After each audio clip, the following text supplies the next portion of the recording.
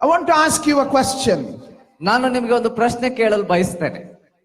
If you have a birthday in your house, ನಿಮ್ಮ ಮನೆಯಲ್ಲಿ birthday ಇದ್ರೆ who will you please that day when there is a birthday? ನಿಮ್ಮ ಮನೆಯಲ್ಲಿ birthday ಇದೆ ಅಂತ ದಿನದಲ್ಲಿ ಯಾರನ್ನ ನೀವು ಆ ದಿನ ಮೆಚ್ಚಿಸಲು ಬಯಸ್ತೀರಾ? The person who cooked the food? ಯಾರು ಅಡಿಗೆ ಮಾಡಿದ್ದಾರೆ ಅವರನ್ನ? The tailor who stitched the good clothes? ಒಳ್ಳೆಯ ಬಟ್ಟೆಯನ್ನ ಹೊಲೆದಂತ ಟೇಲರ್ ಅನ್ನ ಮೆಚ್ಚಿಸ್ತೇವಾ? Or the person who did the decoration? ಯಾರು ಮನೆಯಲ್ಲಿ ಉತ್ತಮ ಡೆಕೋರೇಷನ್ ಮಾಡಿದ್ರು ಅವರನ್ನ ಮೆಚ್ಚಿಸ್ತೇವಾ? Who will you please on the birthday? ನೀವು ನಿಮ್ಮ ಮನೆಯಲ್ಲಿ ಬರ್ತ್ಡೇ ಇರುವಾಗ ಯಾರನ್ನ ಮೆಚ್ಚಿಸಲು ಬಯಸ್ತೀರಾ?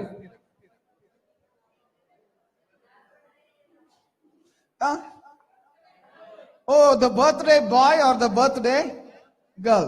ಓ, ಬರ್ತ್ಡೇ ಒಬ್ಬ ಆ ಒಂದು ಹುಡುಗ ಇರ್ಬೋದು ಅಥವಾ ಹುಡುಗಿ ಇರ್ಬೋದು, ಅವ್ರನ್ನ ನೀವು ಮೆಚ್ಚಿಸಲು ಬಯಸ್ತೀರಾ? In fact, in our house we delay some punishments because it is their birthday. So, I hope you understand parental things, ನೀವು ತಂದೆ ತಾಯಿಂದ್ರ ಸಮಸ್ಯೆ ನಿಮ್ಗೆ ಅರ್ಥ ಆಗ್ತದೆ ಅಂತ ಅನಿಸ್ತದೆ.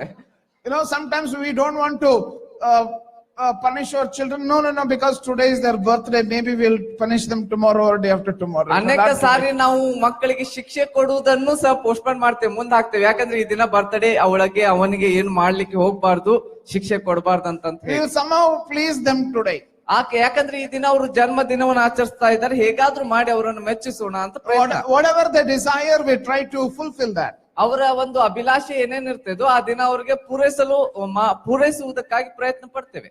On Christmas Day, we remember the birth of the Savior of the world, Jesus Christ. ಈ Christmas ದಿನದಂದು ಇಡೀ ವಿಶ್ವದ ರಕ್ಷಕನಾಗಿರುವಂತ ಯೇಸುವಿನ ವಿಷಯದ ಕುರಿತು ನಾವು ನೋಡ್ತೇವೆ.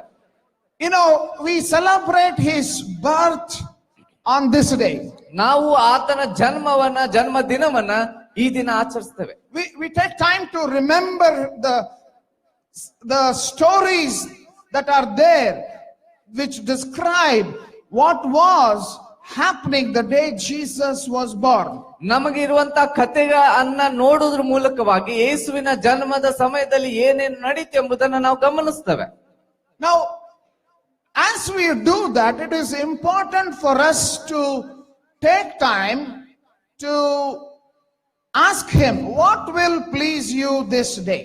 ಈ ರೀತಿ ನಾವು ಆಚರಿಸ್ತಾ ಇರುವಂತೆ ಈ ಪ್ರಶ್ನೆಯನ್ನ ಕೇಳುವುದು ಬಹಳ ಮುಖ್ಯ.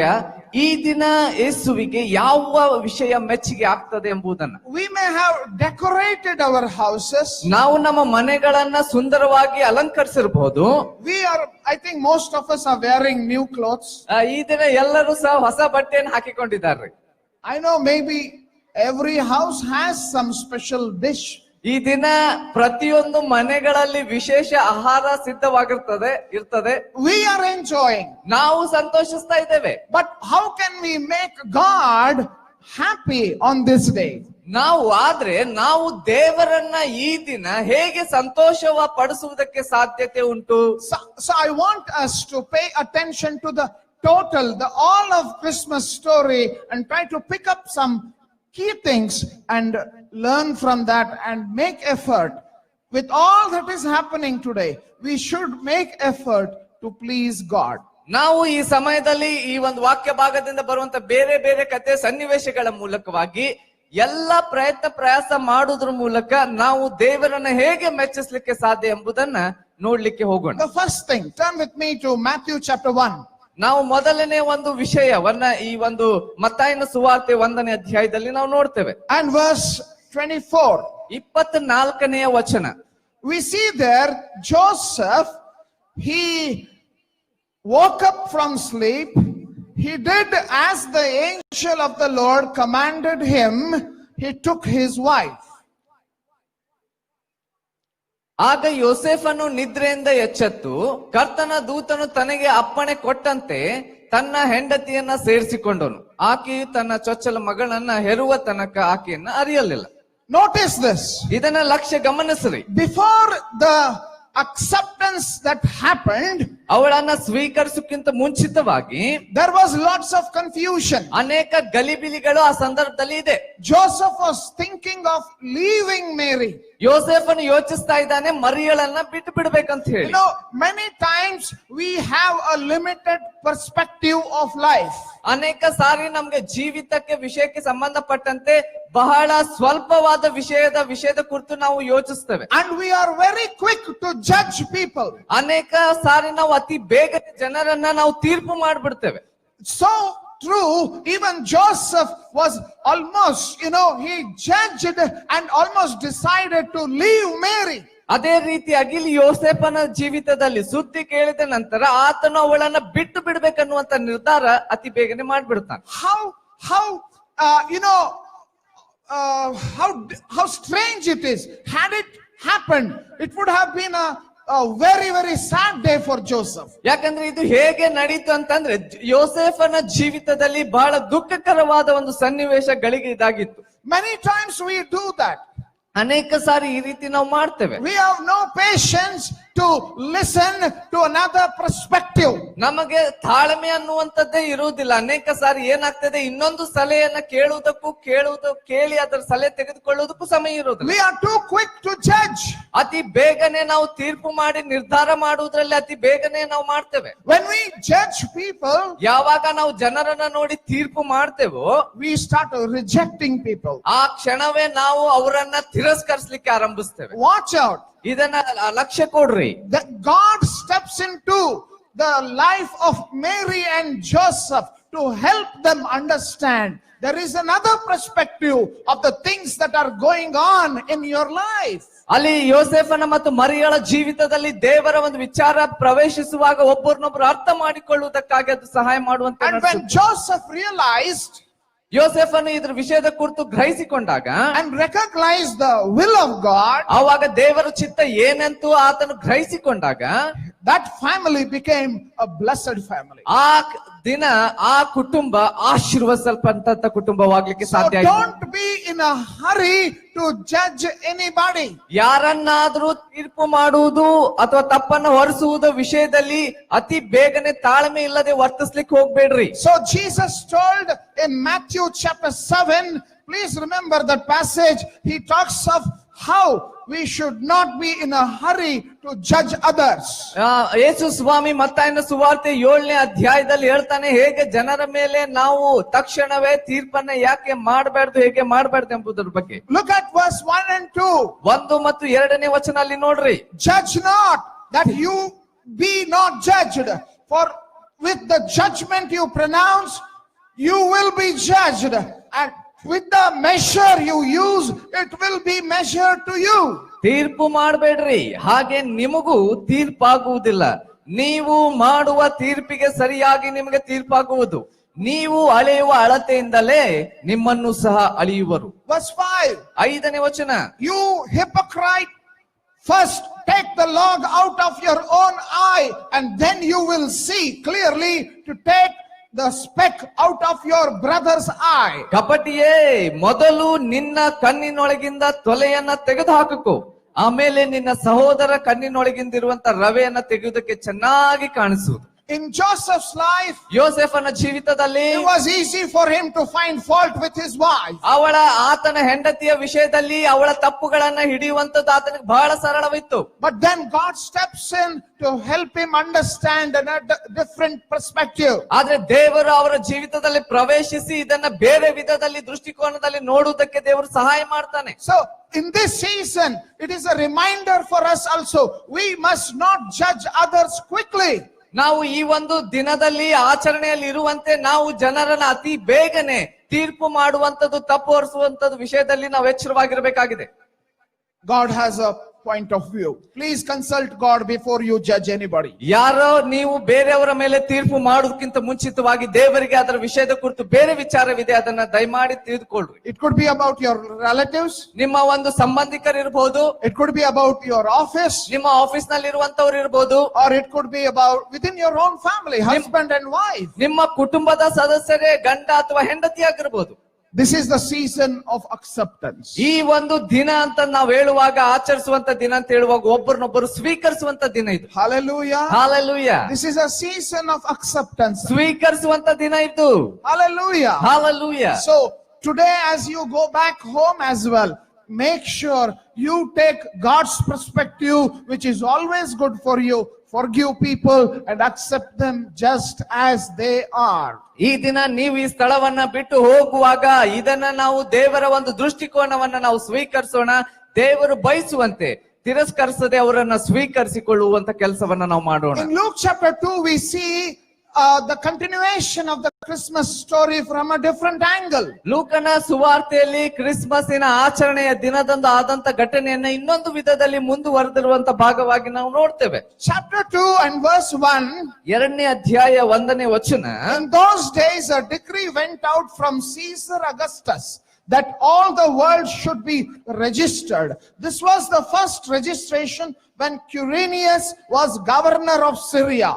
And all went to be registered, each to his own town. And Joseph also went up from Galilee, from the town of Nazareth to Judea, to the city of David, which is called Bethlehem, because he was of the house and the lineage of David, to be registered with Mary, his betrothed, who was with child. And while they were there, the time came for her to give birth, and she gave birth to her firstborn son, and wrapped him in the swaddling clothes, and laid him in a manger, because there was no place for them in the inn.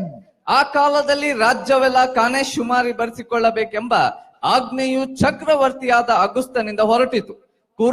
ಕುರೇನ್ಯನು ಸುರಿಯಕ್ಕೆ ಅಧಿಪತಿಯಾಗಿದ್ದಾಗ ಈ ಮೊದಲನೆಯ ಕಾನೆ ಶುಮಾರಿ ನಡೆಯಿತು. ಆಗ ಎಲ್ಲರೂ ಕಾನೆ ಶುಮಾರಿ ಬರೆಸಿಕೊಳ್ಳುವುದಕ್ಕಾಗಿ ತಮ್ಮ ತಮ್ಮ ಊರುಗಳಿಗೆ ಹೊರಟರು. ಯೋಸೇಫನೂ ಸಹ ತಾನು ದಾವೀದನ ಮನೆತನದವನು ಗೋತ್ರದವನು ಆಗಿದ್ದರಿಂದ ಹೆಸರು ಬರೆಸಿಕೊಳ್ಳುವುದಕ್ಕಾಗಿ ತನಗೆ ನಿಶ್ಚಿತಾರ್ಥವಾಗಿದ್ದ ಮರಿಯಳ ಸಂಗಡ ಗಲಿಲಾಯ ಸೀಮೆಯ ನಜರೇತ್ ಎಂಬ ಊರಿನಿಂದ ಹೊರಟು ಯೂದಾಯದಲ್ಲಿರುವಂತ ಬೆತ್ಲೆಹೇಮ್ ಎಂಬ ದಾವೀದನ ಊರಿಗೆ ಹೋದನು. ಆಗ ಮರಿಯಳು ಪೂರ್ಣ ಗರ್ಭಿಣಿಯಾಗಿದ್ದಳು. ಅವರು ಅಲ್ಲಿದ್ದಾಗ ಆಕೆಗೆ ದಿನ ತುಂಬಿತ್ತು. ಆಕೆಯು ತನ್ನ ಚೊಚ್ಚಲ ಮಗಳನ್ನು ಹೆತ್ತು ಬಟ್ಟೆಯಲ್ಲಿ ಸುತ್ತಿ ಛತ್ರದಲ್ಲಿ ಅವರಿಗೆ ಸ್ಥಳವಿಲ್ಲದ ಕಾರಣ ಅದನ್ನ ಗೋದಲಿಯಲ್ಲಿ ಮಲಗಿಸಿದಳು. Joseph and Mary decided to obey the government order. Yosef ಮತ್ತು ಮರಿಯಳು ಈ ಒಂದು ಸರ್ಕಾರದಿಂದ ಬಂದಿರುವಂತ ಆಜ್ಞೆಗೆ ವಿಧೇಯರಾಗುವಂತ ನಿರ್ಣಯಲ್ಲಿ ಮಾಡ್ತಾರೆ. And that fulfilled the prophecy. ಅದರ ನಿಮಿತ್ತ ಮಾಡಿರುವಂತ ಪ್ರವಾದನೆ ಅದು ಪೂರೈಸಲ್ಪಡ್ತದೆ. Because of the job they were staying in Nazareth. ಅವರು ಯಾಕಂದ್ರೆ ಅವರು ನಜರೇತಿನಲ್ಲಿ ವಾಸಿಸ್ತಾ ಇದ್ರು. But then there is a law, there is a rule that the government makes. ಆದ್ರೆ ಆ ಒಂದು ಸರ್ಕಾರ, ಅಲ್ಲಿಯ ಸರ್ಕಾರ ಒಂದು ರೂಲ್ಸ್ ಅನ್ನ, ಒಂದು ರೆಗ್ಯುಲೇಷನ್ ಅಲ್ಲಿ ಹೇಳ್ತದೆ that they need to go to their own hometown. ಯಾಕಂದ್ರೆ ಅಲ್ಲಿ ನೀವು ನಿಮ್ಮ ಸ್ವಂತ ಊರುಗಳಿಗೆ ಹೋಗಬೇಕನ್ನುವಂತ ಒಂದು ಆಜ್ಞೆ ಅಲ್ಲಿ ಹೊರಡಲ್ಪಡ್ತದೆ. So here is God using the government machinery to fulfill his plan and his will. ದೇವರು ಇಲ್ಲಿ ಗವರ್ಮೆಂಟ್ ಅನ್ನ, ಸರ್ಕಾರವನ್ನ ಉಪಯೋಗಿಸುವುದ್ರ ಮೂಲಕ ತನ್ನ ಚಿತ್ತ, ತನ್ನ ಉದ್ದೇಶವನ್ನ ಪೂರೈಸ್ತಾ ಇದ್ದಾನೆ.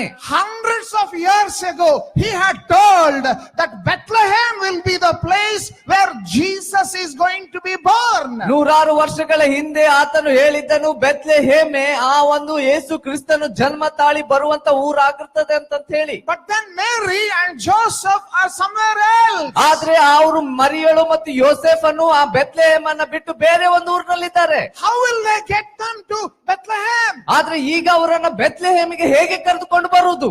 You know what? When God decides, even the king has to listen. ಯಾವಾಗ ಇದು ನಿಮ್ಗೆ ಗೊತ್ತಾ? ದೇವರು ನಿರ್ಧಾರ ಮಾಡುವಾಗ ರಾಜನು ಸಹ ನಿರ್ಧಾರಕ್ಕೆ ಒಳಪಡಬೇಕು. Augustus Caesar may be called the king of all the world to the then existing world, but there was the king above the king, and he was moving the decisions that king was making. ಅಲ್ಲಿ ಚಕ್ರವರ್ತಿಯಾದ ಅಗೋಸ್ತಿಯನು ಇಡೀ ಅಲ್ಲಿರುವಂತ ಅನೇಕ ದೇಶಗಳ ಮೇಲೆ ಆಡಳಿತವನ್ನ ಮಾಡಿ ಅಧಿಕಾರವನ್ನ ನಡೆಸ್ತಾ ಇರ್ಬೋದು, ಆದ್ರೆ ಇಡೀ ವಿಶ್ವದ ಒಡೆಯನು ಈ ನಿರ್ಧಾರವನ್ನ ಮಾಡುವಾಗ ಆ ನಿರ್ಧಾರಕ್ಕೆ ಒಳಪಟ್ಟು ಆತನು ಕಾರ್ಯನಿರ್ವಹಿಸಲೇಬೇಕಾಗಿತ್ತು. Hallelujah. Hallelujah. Don't defy the government orders, the rules, the regulations today. ಈ ದಿನಗಳಲ್ಲಿ ಸರ್ಕಾರವು ಮಾಡುವಂತ ಎಲ್ಲಾ ರೀತಿಯಾಗಿರುವಂತ ರೂಲ್ಸ್ ಇರ್ಬೋದು, ಹೇಳುವಂತ ವಿಷಯಗಳಿರ್ಬೋದು, ಅದನ್ನ ತಿರಸ್ಕರಿಸ್ಲಿಕ್ಕೆ ಹೋಗ್ಬೇಡ್ರಿ, ಅದಕ್ಕೆ ವಿಧೇಯರಾಗ್ರಿ. Who knows? ಯಾರಿಗೆ ಗೊತ್ತು?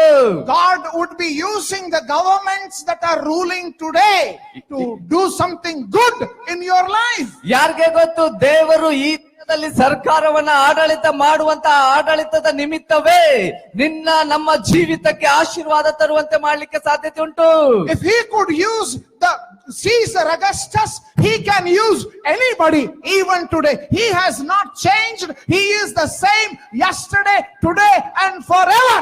ಆಗ ಆ ಚಕ್ರವರ್ತಿ ಆಗದ ಅಗೋಸ್ತಿಯನ್ನ ಉಪಯೋಗಿಸಿದಂತ ಅದೇ ದೇವರು ಈಗಲೂ ಸಹ ನಮ್ಮ ಸರ್ಕಾರವನ್ನ ಉಪಯೋಗಿಸ್ಲಿಕ್ಕೆ ಸಾಧ್ಯತೆ ಉಂಟು. ಯಾಕಂದ್ರೆ ನಮ್ಮ ದೇವರು ನಿನ್ನೆ ಇದ್ದಂತೆ ಈಗಲೂ ನಾಳೆ ಏಕವಾಗಿರ್ತಾನೆ. Hallelujah. Hallelujah. Do not justify disobeying the laws of the land.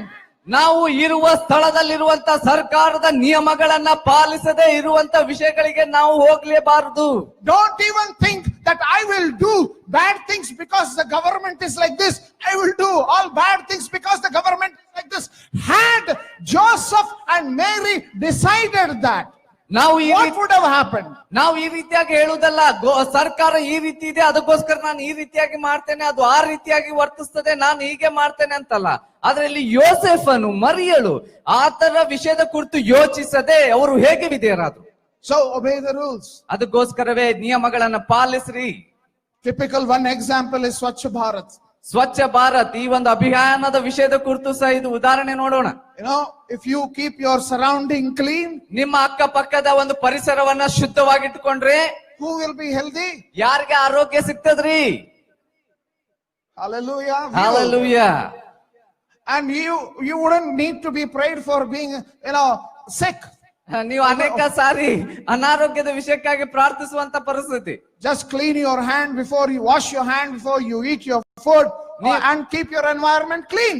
ನೀವು ಊಟ ಸೇವಿಸಕ್ಕಿಂತ ಆಹಾರ ಸೇವಿಸಕ್ಕಿಂತ ಮುಂಚಿತವಾಗಿ ನಿಮ್ಮ ಕೈಗಳನ್ನ ಸ್ವಚ್ಛವಾಗಿ ತೊಳೆದುಕೊಳ್ಳ್ರಿ, ನಿಮ್ಮ ಅಕ್ಕಪಕ್ಕದ ಪರಿಸರವನ್ನ ಶುದ್ಧವಾಗಿ ಇಟ್ಕೊಳ್ರಿ. Even with regard to taxes of the day, tax ಅನ್ನ ಕಟ್ಟುವ ವಿಷಯದಲ್ಲಿಯೂ ಸಹ just obey the rules. ಅದು ಸಹ ನಿಯಮಗಳನ್ನ ಪಾಲಿಸ್ರಿ. God used that system to fulfill his plan. ದೇವರು ಈ ರೀತಿಯಾಗಿರುವಂತಹ ಸರ್ಕಾರದ ಸಿಸ್ಟಮ್ ಗಳನ್ನ ಉಪಯೋಗಿಸಿ ತನ್ನ ಯೋಜನೆಗಳನ್ನ ಪೂರೈಸ್ತಾನೆ. 1 Timothy chapter 2 and verse 1, Paul advises Timothy. ಅಲ್ಲಿ ಮೊದಲನೇ ತಿಮೋತಿ 2:1 ಪೌಲನು ತಿಮೋತಿಗೆ ಇದನ್ನ ಈ ರೀತಿ ಸಲಹೆ ಕೊಡ್ತಾನೆ.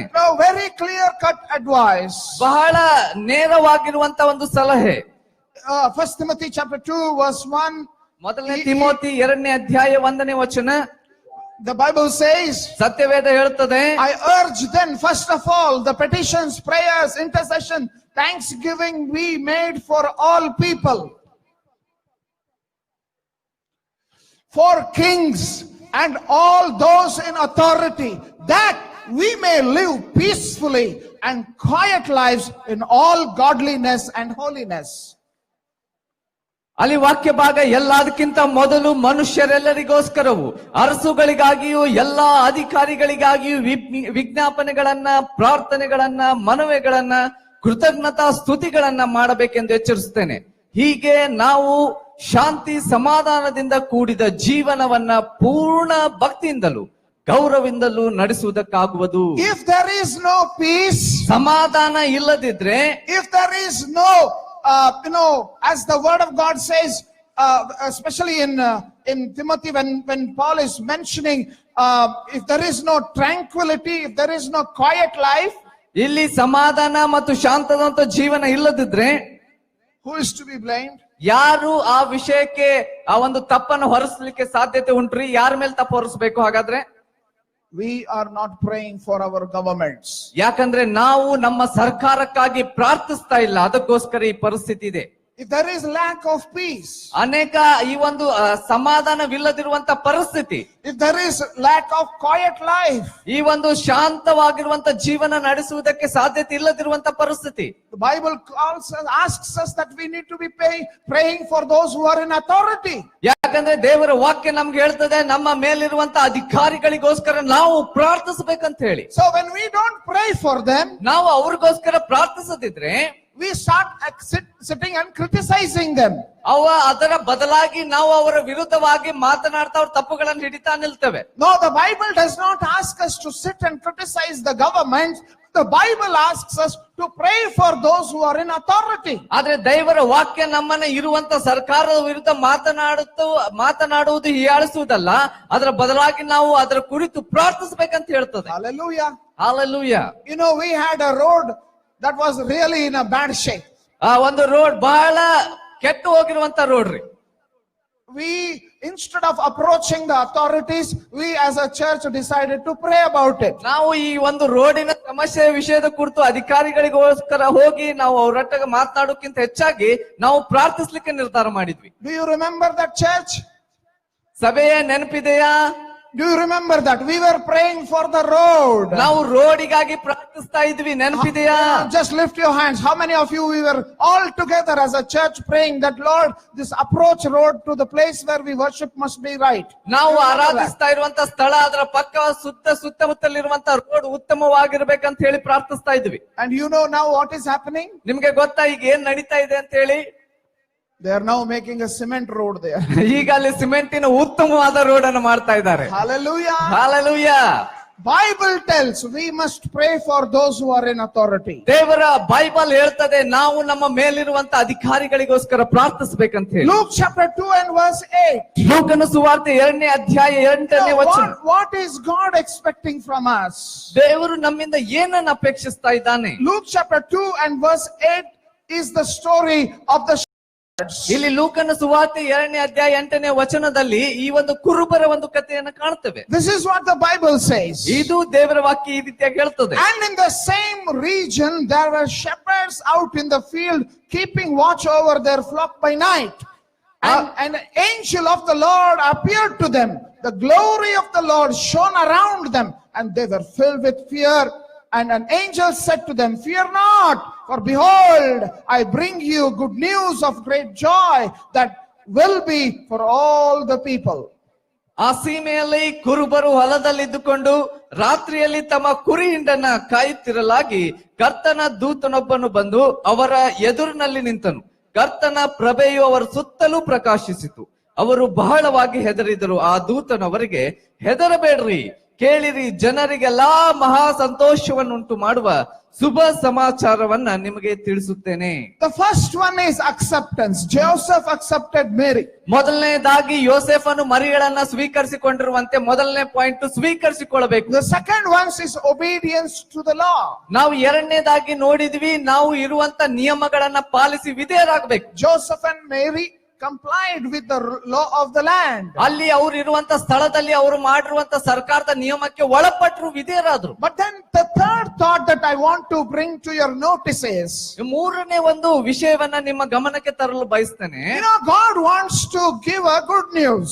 ದೇವರು ನಮಗೆ ಒಂದು ಒಳ್ಳೆಯ ಶುಭ ಸಮಾಚಾರವನ್ನು ಕೊಡಲು ಬಯಸ್ತಾನೆ. So he wants to tell to the world the birth of Jesus Christ. ಆತನು ಬಯಸ್ತಾನೆ ಯೇಸುವಿನ ಜನ್ಮವನ್ನ ಇಡೀ ವಿಶ್ವಕ್ಕೆ ತಿಳಿಸಬೇಕಂತ ಹೇಳಿ. So who should he tell it first? ಆದ್ರೆ ಈ ವಿಷಯವನ್ನ ಮೊದಲು ಯಾರಿಗೆ ದೇವರು ಹೇಳಲು ಬಯಸ್ತಾನೆ? Who should he tell it first? ಯಾರು ಈ ವಿಷಯವನ್ನ ದೇವರು ಮೊದಲು ಹೇಳಲು ಬಯಸ್ತಾನೆ? Should he tell to the people who are sitting in Bethlehem and watching TV all night? ಆತನು ಹೋಗಿ ಬೆತ್ಲೆಹೇಮಿನಲ್ಲಿ ಕುಳಿತು ಟಿವಿ ನೋಡ್ತಾ ರಾತ್ರಿ ಎಲ್ಲ ಕುಳಿತಿರುವಂತ ವ್ಯಕ್ತಿಗೆ ಹೋಗಿ ಶುಭ ಸಮಾಚಾರವನ್ನು ಹೇಳ್ತಾನ? Or should he wake up the people who are sleeping, you know, happily sleeping in Bethlehem? To them he should go and tell that the Savior of the world is born? ಬೆತ್ಲೆಹೇಮಿನಲ್ಲಿ ಹೋಗಿ ಮಲಗಿಕೊಂಡು ನಿದ್ರೆಯಲ್ಲಿರುವಂತ ಜನರನ್ನ ಆತನು ಎಬ್ಬಿಸಿ ಅಂತ ಜನರಿಗೆ ಹೇಳ್ತಾನ, ಈ ಲೋಕ ರಕ್ಷಕನು ನಿನಗಾಗಿ ಜನಿಸಿ ಬಂದಿದ್ದಾನೆ ಅಂತ ಹೇಳಿ. You know what? Through the Bible you will find this. ಈ ಒಂದು ವಿಷಯವನ್ನ ದೇವರ ವಾಕ್ಯದ ಮೂಲಕ ನಾವು ನೋಡ್ತಾ ಹೋಗುವಂತೆ ಇದನ್ನು ಗಮನಿಸ್ತೇವೆ. God loves busy people. ದೇವರು ಬಹಳ ಬ್ಯುಸಿ ಆಗಿರುವಂತ ವ್ಯಕ್ತಿಗಳನ್ನ ಪ್ರೀತಿಸ್ತಾನ್ರಿ. Hallelujah. Hallelujah. If you are busy today, ನೀವು ಈ ದಿನ ಬ್ಯುಸಿ ಆಗಿದ್ರೆ you know what? God loves you. ದೇವರು ನಿಮ್ಗೆ ಗೊತ್ತಾ, ದೇವರು ನಿಮ್ಮನ್ನ ಪ್ರೀತಿಸ್ತಾನೆ. Hallelujah. Hallelujah. You know, he left the people who were sleeping in Bethlehem. ಅಲ್ಲಿ ಬೆತ್ಲೆಹೇಮಿನಲ್ಲಿ ಮಲಗಿರುವ ಜನರನ್ನ ಆತನು ಬಿಟ್ಟುಬಿಟ್ಟನು. He left the royal family and all the wealthy and all the rich and all the people of Jerusalem. ಜೆರುಸಲೇಮಿನಲ್ಲಿ ಐಶ್ವರ್ಯ ಉಳ್ಳಂತವರು, ಬಹಳ ಧನ ಉಳ್ಳಂತ ಜನರನ್ನು ಸಹ ಬಿಟ್ಟುಬಿಟ್ಟನು. But he saw there were the shepherds who were working hard all night. ಆದ್ರೆ ಆತನು ಇಡೀ ರಾತ್ರಿ ಎಲ್ಲ ಕುರುಬರಾಗಿ ಕೆಲಸ ಮಾಡ್ತಾ ಇರುವಂತ ಜನರ ಮೇಲೆ ಗಮನವನ್ನು ಹರಿಸ್ತಾನೆ. These guys are busy watching and protecting their sheep. ಈ ಜನರು ಬಹಳ ಬ್ಯುಸಿ ಆಗಿದ್ದಾರೆ, ತನ್ನ ಕುರಿಗಳನ್ನ ಕಾಯ್ತಾ ನೋಡ್ತಾ ಪರಾಮರಿಸ್ತಾ ಇದ್ದಾರೆ. And he gives the good news first to those busy people.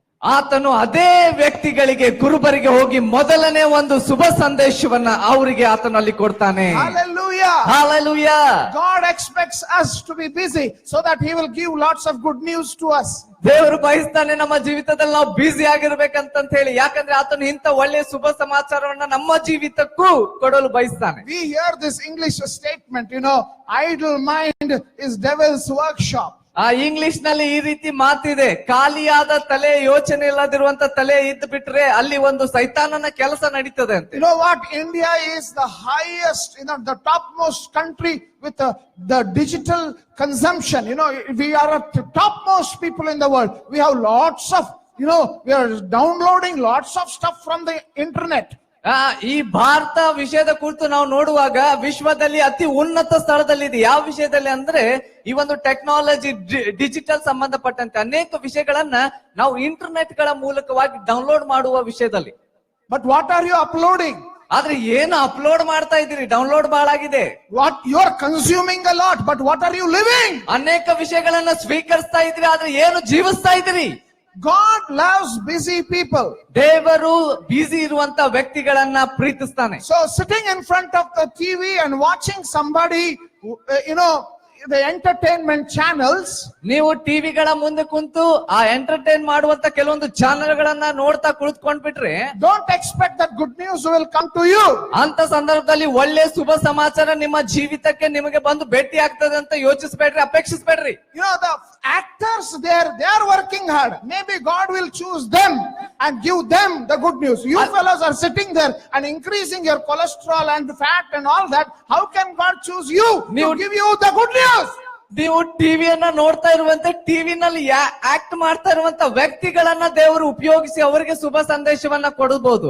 ಆದ್ರೆ ನೀವು ಕುಳಿತು ನೋಡ್ತಾ ಇರುವಂತೆ ನಿಮ್ಮ ವೇಟು ಸಹ ಹೆಚ್ಚಿಗೆ ಆಗ್ತದೆ, ನಿಮ್ಮಲ್ಲಿ ಕೊಲೆಸ್ಟ್ರಾಲ್ ಸಹ ಹೆಚ್ಚಿಗೆ ಆಗ್ತದೆ.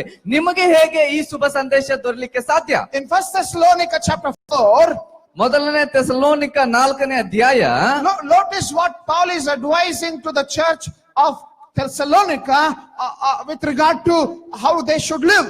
ಇಲ್ಲಿ ಥೆಸಲೋನಿಕ ಸಭೆಗೆ ಪೌಲನು ಯಾವ ರೀತಿಯಾದ ಜೀವನ ಜೀವಿಸಬೇಕನ್ನುವಂತ ಮಾತನ್ನ ಇಲ್ಲಿ ಹೇಳ್ತಾ ಇದ್ದಾನೆ ನೋಡ್ರಿ. And we read it especially from verse 11. 11ನೇ ವಚನದಿಂದ. And to, especially he's talking to the church there how they should live. ಹೇಗೆ ಈ ಸಭೆ ಜೀವಿಸಬೇಕು, ಇರಬೇಕನ್ನುವಂತ ವಿಷಯದ ಕುರಿತು ಅಲ್ಲಿ ಹೇಳ್ತಾ ಇದ್ದಾನೆ. Maybe we can read from verse 10. For that indeed is what you are doing to all the brothers throughout Macedonia, but we urge you, brothers, to this more and more, and to aspire to live quietly and to mind your own affairs and to work with your hands as we instructed you, so that you may walk properly before outsiders and be dependent on no one. 4:10ನೇ ವಚನ ಈ ರೀತಿಯಾಗಿ ಹೇಳ್ತದೆ, ನೀವು ಪ್ರೀತಿಯಲ್ಲಿ ಇನ್ನೂ ಹೆಚ್ಚುತ್ತಾ ಬರಬೇಕೆಂದು ನಿಮ್ಮನ್ನು ಪ್ರಬೋಧಿಸುತ್ತೇವೆ. ಇದಲ್ಲದೆ ನಾನು ನಿಮಗೆ ಆಜ್ಞೆ ಕೊಟ್ಟ ಪ್ರಕಾರ ನೀವು ಮತ್ತೊಬ್ಬರ ಕಾರ್ಯದಲ್ಲಿ ತಲೆ ಹಾಕದೆ ಸುಮ್ಮಗಿದ್ದು ಸ್ವಂತ ಕಾರ್ಯಗಳನ್ನ ನಡೆಸಿಕೊಂಡು ಕೈಯಾರೆ ಕೆಲಸ ಮಾಡುವದೇ ಮಾನವೆಂದೆಣಿಸಿರಿ. ಹೀಗಿದ್ದರೆ ನೀವು ಹೊರಗಿನವರ ಎದುರಿನಲ್ಲಿ ಸಜ್ಜನರಾಗಿ ನಡೆದುಕೊಳ್ಳುವಿರಿ ಮತ್ತು ನಿಮಗೆ ಯಾವುದಕ್ಕೂ ಕೊರತೆ ಇರುವುದಿಲ್ಲ. Mind your own business is what Paul is telling, and he is asking, work hard. ಇಲ್ಲಿ ಒಂದು ನಿಮ್ಮ ಸ್ವಂತ ಕಾರ್ಯಗಳಲ್ಲಿ ಒಂದು ಮಗ್ನರಾಗಿರಿ ಅಂತ ಹೇಳುವಾಗ ಆತನ ಏನ್ ಹೇಳ್ತಾ ಇದ್ದಾನೆ, ನೀವು ನಿಮ್ಮ ಕೆಲಸಗಳನ್ನ ಮಾಡುತ್ತಾ ಇರ್ರಿ ಅಂತ ಹೇಳಿ. I want to ask all the students here today. ಇಲ್ಲಿ ಇರುವಂತ ಎಲ್ಲಾ ವಿದ್ಯಾರ್ಥಿಗಳಿಗೆ ಈ ಸಮಯದಲ್ಲಿ ನಾನು ಕೇಳ್ತೇನೆ, Now exam seasons are going to start. ಇನ್ನು ಸ್ವಲ್ಪ ದಿನದಲ್ಲಿ ಎಕ್ಸಾಮ್ಗಳು ಪ್ರಾರಂಭವಾಗ್ತವೆ. Watching serials and watching TV is not the time to, it's not hard work. ನೀವು ಕುಳಿತು ಇಂಥ ಸಂದರ್ಭದಲ್ಲಿ ಟಿವಿಗಳನ್ನ ನೋಡ್ತಾ ಕುಳಿತುಕೊಳ್ಳುವಂತದ್ದು ಬಹಳ ಪರಿಶ್ರಮದಿಂದ ಕೆಲಸ ಮಾಡ್ತಾ ಇದ್ದೀರಿ ಅನ್ನೋ ಸೂಚನೆ ಅಲ್ಲದು. It is work, it's looking at somebody else work hard. It is looking at somebody else working hard. ನೀವು ಬೇರೆಯವರು ಬಹಳ ಶ್ರಮ ಪಟ್ಟು ಕೆಲಸ ಮಾಡುದನ್ನ ನೀವು ನೋಡ್ತಾ ಇದ್ದೀರಿ ಹೊರತು ನೀವು ಮಾಡ್ತಾ ಇಲ್ಲ ಅಲ್ಲಿ. Make effort to work hard. ದಯಮಾಡಿ ಪ್ರಯತ್ನ ಮಾಡ್ರಿ, ನೀವು ಬಹಳ ಶ್ರಮ ಪಟ್ಟು ಕೆಲಸ ಮಾಡುವುದಕ್ಕಾಗಿ. Work hard. ಶ್ರಮ ಪಟ್ಟು ಕೆಲಸ ಮಾಡ್ರಿ, Work hard. ಶ್ರಮ ಪಟ್ಟು ಕೆಲಸ ಮಾಡ್ರಿ. Study well. ಉತ್ತಮವಾಗಿ ವಿದ್ಯಾಭ್ಯಾಸ ಮಾಡ್ರಿ, Study well. ಉತ್ತಮವಾದ ವಿದ್ಯಾಭ್ಯಾಸ ಮಾಡ್ರಿ. And then good news will come to you. ಅಂತ ಸಂದರ್ಭದಲ್ಲಿ ಒಳ್ಳೆ ಶುಭ ಸಂದೇಶ ನಿಮಗೆ ಬರ್ತದೆ. Hallelujah. Hallelujah. Many of us don't want to work hard. ಅನೇಕ ಜನರಿಗೆ ಕಷ್ಟಪಟ್ಟು ಕೆಲಸ ಮಾಡುವುದು ಬೇಡ. No, prayer people should work hard. You pray for us, exam has come, pray for exams. Areba, pray. You first work hard. And only those who work hard, God chose to give them the good news. ಅನೇಕ ಸಾರಿ ನಾವು ಪ್ರಾರ್ಥನೆ ಮಾಡುವಂತ ಜನರಿಗೆ ಕೇಳ್ತೇವೆ, ನನ್ನ exam ಇದೆ, ನನಗೋಸ್ಕರ ಪ್ರಾರ್ಥಿಸ್ರಿ ಪ್ರಾರ್ಥಿಸ್ರಿ. ಅದೇ ಅವರು ಪ್ರಾರ್ಥಿಸ್ತಾರೆ, ಅದರ ಬದಲಾಗಿ ನೀನು ಬಹಳ ಶ್ರಮ ಪಟ್ಟು ವಿದ್ಯಾಭ್ಯಾಸ ಮಾಡಬೇಕು, ಅಂತ ನಂತರ ನಿನಗೆ ಒಳ್ಳೆ ಸುದ್ದಿ ಸಿಗ್ಲಿಕ್ಕೆ ಸಾಧ್ಯ. Some of you are very upset today. ಕೆಲವೊಬ್ಬರು ನೀವು ಈ ಮಾತನ್ನ ಕೇಳುವಾಗ ಸಿಟ್ಟುಕೊಂಡಿದ್ದೀರ ಅನ್ನಿಸ್ತದೆ. We wanted to hear the message of Christmas. ನೀವು ಇಲ್ಲಿ ಬಂದು ಕ್ರಿಸ್ಮಸ್ಸಿನ ಸಂದೇಶ ಕೇಳ್ಬೇಕಂತ ನಾವು ಬಂದಿದ್ವಿ. We wanted to listen about the, Christmas tree and all that stuff. Now you are asking us to look at our books and studies. What is this, pastor? ನಾವು ಇಲ್ಲಿ Christmas season ನಲ್ಲಿ Christmas tree decoration ಎಲ್ಲವನ್ನ ನೋಡಿ ಆಚರಿಸುವುದಕ್ಕಾಗಿ ಬಂದಿದ್ವಿ. Pastor ನೀವೇನ್ರಿ ಅಭ್ಯಾಸ ಮಾಡಿ ಅವು ಇವು ಅಂತ ಹೇಳ್ತಾ ಇದ್ದೀರಿ. We want good news, friends. ನಮಗೆ ಒಳ್ಳೆಯ ಶುಭ ಸಂದೇಶ ಬೇಕ್ರಿ. Your family should listen to some good news. ನಿಮ್ಮ ಕುಟುಂಬಗಳು ಈ ಶುಭ ಸಂದೇಶವನ್ನ ಕೇಳಬೇಕಾಗಿದೆ ಈ ದಿನಗಳಲ್ಲಿ. So how can that happen? ಅದು ಹೇಗೆ ಸಾಧ್ಯ ಆಗ್ಲಿಕ್ಕೆ ಸಾಧ್ಯ? When God chose people to give good news, ದೇವರು ಈ ಒಂದು ಶುಭ ಸಂದೇಶವನ್ನ ಕೊಡುವುದಕ್ಕಾಗಿ ಆಯ್ಕೆ ಮಾಡಿಕೊಂಡಿರುವಂತ ವ್ಯಕ್ತಿಗಳು, He chose hard working people. ಕಠಿಣವಾಗಿ ಪರಿಶ್ರಮದಿಂದ ಕೆಲಸ ಮಾಡುವಂತ ಜನರನ್ನ ಆತನು ಆಯ್ಕೆ ಮಾಡಿದ್ದಾನೆ. Not people who are loitering around doing faltu work. ಅಲ್ಲಿ ತಿರುಗಾಡ್ತಾ ಪಾಲ್ತು ಏನ್ ಕೆಲಸ ಇಲ್ಲದೆ ಮಾಡುವಂತ ಜನರನ್ನ ಆತನು ಆಯ್ದುಕೊಳ್ಳಲಿಲ್ಲ. Hallelujah. Hallelujah. And in verse 9 and 10, 9 ಮತ್ತು 10ನೇ ವಚನ, I'm taking you back to Luke chapter 2. ಲೂಕನ ಸುವಾರ್ತೆ 2ನೇ ಅಧ್ಯಾಯ ಮತ್ತು ನಾವು ತಿರುಗಿಸಿ ನೋಡೋಣ. Look at verse 9 and 2. 9 ಮತ್ತು 10. Notice what happens there. ಅಲ್ಲಿ ಏನಾಗ್ತಾ ಇದೆ ಅಂತ ನಾವು ಗಮನಿಸೋಣ. Angels proclaim the good news of Jesus. ಅಲ್ಲಿ ಯೇಸುವಿನ ಶುಭ ಸಮಾಚಾರವನ್ನ ದೇವದೂತನ ಅಲ್ಲಿ ಹೇಳ್ತಾ ಇದ್ದಾನೆ. That is also something we must be able to do. ಇದನ್ನು ಸಹ ನಾವು ನಮ್ಮ ಜೀವಿತದಲ್ಲಿ ಸಹ ಮಾಡಬೇಕಾಗಿದೆ. Christmas is a season of acceptance. ಈ ಕ್ರಿಸ್ಮಸ್ ಅಂತ ನಾವು ಹೇಳುವಾಗ ಸ್ವೀಕರಿಸುವಂತ ದಿನ ಇದು. Christmas is a season of obeying the law. Christmas ಅಂತ ನಾವು ಹೇಳುವಾಗ ದೇವ ಒಂದು ನಿಯಮಗಳನ್ನ ಪಾಲಿಸಿ ವಿಧೇಯರಾಗುವಂತ ದಿನವಿದು. Christmas is a season of being busy. ಆ ಕ್ರಿಸ್ಮಸ್ ಸೀಸನ್ ಅಂತ ನಾವು ಹೇಳುವಾಗ ಈ ದಿನಗಳಲ್ಲಿ ನಮ್ಮನ್ನ ನಾವು ಬ್ಯುಸಿ ಆಗಿ ಇಟ್ಟುಕೊಳ್ಳುವಂತ ದಿನವಿದು. Christmas is also a season of proclaiming the good news. ಅದೇ ರೀತಿ ಕ್ರಿಸ್ಮಸ್ ಅಂತ ನಾವು ಹೇಳುವಾಗ ಶುಭ ಸಂದೇಶವನ್ನ ಸಾರುವಂತ ದಿನವೂ ಸಹ ಈ ಒಂದು ಸೀಸನ್ ಆಗಿದೆ. Notice that the angels, we have already read that, and the angel appeared to them, and then they say in verse 10, and the angel said to them, fear not, for behold, I bring you good news of great joy. ಅಲ್ಲಿ ದೇವದೂತನಲ್ಲಿ ಬರ್ತಾ ಇದ್ದಾನೆ. 10ನೇ ವಚನ ನೋಡ್ರಿ, ಆ ದೂತನವರಿಗೆ ಹೆದರಬೇಡ್ರಿ, ಕೇಳ್ರಿ, ಜನರಿಗೆಲ್ಲಾ ಮಹಾ ಸಂತೋಷವನ್ನು ಉಂಟು ಮಾಡುವ ಶುಭ ಸಮಾಚಾರವನ್ನ ನಿಮಗೆ ತಿಳಿಸುತ್ತೇನೆ. The angels came to know that Jesus is born. ಆ ಒಂದು ದೇವದೂತನು ಅಲ್ಲಿ ಬಂದಿರುವಂತದ್ದು ಯೇಸು ಸ್ವಾಮಿ ಜನ್ಮವನ್ನ ತಾಳಿ ಬಂದಿರುವ ವಿಷಯದ ಕುರಿತು ಹೇಳುವುದಕ್ಕೆ. They only knew Jesus' birth. ಅವರಿಗೆ ಮಾತ್ರ ಯೇಸುವಿನ ಜನ್ಮ ಅವನಿಗೆ ಮಾತ್ರ ಗೊತ್ತಿತ್ತು. But many of us here know that Jesus grew up Jesus preached, Jesus healed, Jesus cast away demons, Jesus rose the dead people from to life, and Jesus died on the cross for you and me, and Jesus rose again on the third day, and that Jesus is coming back again. So much of news of Jesus you know. ಅಲ್ಲಿ ದೇವದೂತನಿಗೆ ಮಾತ್ರ ಯೇಸುವಿನ ಜನ್ಮದ ವಿಷಯದ ಕುರಿತು ಗೊತ್ತಿತ್ತು, ಆದ್ರೆ ಇಲ್ಲಿ ಅನೇಕರಿಗೆ ಯೇಸುವಿನ ಜೀವನದ ಪ್ರತಿಯೊಂದು, ಆತನ ಜನ್ಮ, ಆತನು ಒಂದು ಸೇವೆ, ಅನೇಕ ಅದ್ಭುತಗಳನ್ನ, ಅನೇಕ ದೆವ್ವಗಳನ್ನ ಬಿಡಿಸಿರುವುದನ್ನ, ಆತನು ಮರಣ ಹೊಂದಿದ್ದನ್ನ, ಪುನರುತ್ಥಾನವಾಗಿ ನಮಗೋಸ್ಕರ ಎದ್ದು ಬಂದಿರುವ ಅನೇಕ ವಿಷಯಗಳು ನಮ್ಮ ಇಲ್ಲಿ ಕೂತಿರುವ ಅನೇಕರಿಗೆ ಗೊತ್ತುಂಟು. Have you told it to others? ಆದ್ರೆ ಈ ವಿಷಯವನ್ನ ಯಾರಿಗಾದ್ರೂ ನೀವು ಹೇಳಿದ್ದೀರಾ? On Christmas Day, heaven came down to tell everyone this good news. ಈ ಕ್ರಿಸ್ಮಸ್ ದಿನದಂದು ಪರಲೋಕವು ಇಳಿದು ಬಂದು ಈ ಶುಭ ಸಂದೇಶವನ್ನ ಎಲ್ಲರಿಗೆ ಹೇಳುವುದಕ್ಕಾಗಿ ಇಳಿದು ಬಂತು. To whom have you told this good news? ಆದ್ರೆ ಈ ದಿನ ನೀವು ಈ ಸಂದೇಶವನ್ನ ಯಾರಿಗೆ ನೀವು ಹೇಳಿದಿರಿ? To whom have you shared the birth of Jesus, the life of Jesus, the death, resurrection of Jesus, and the same Jesus coming back again?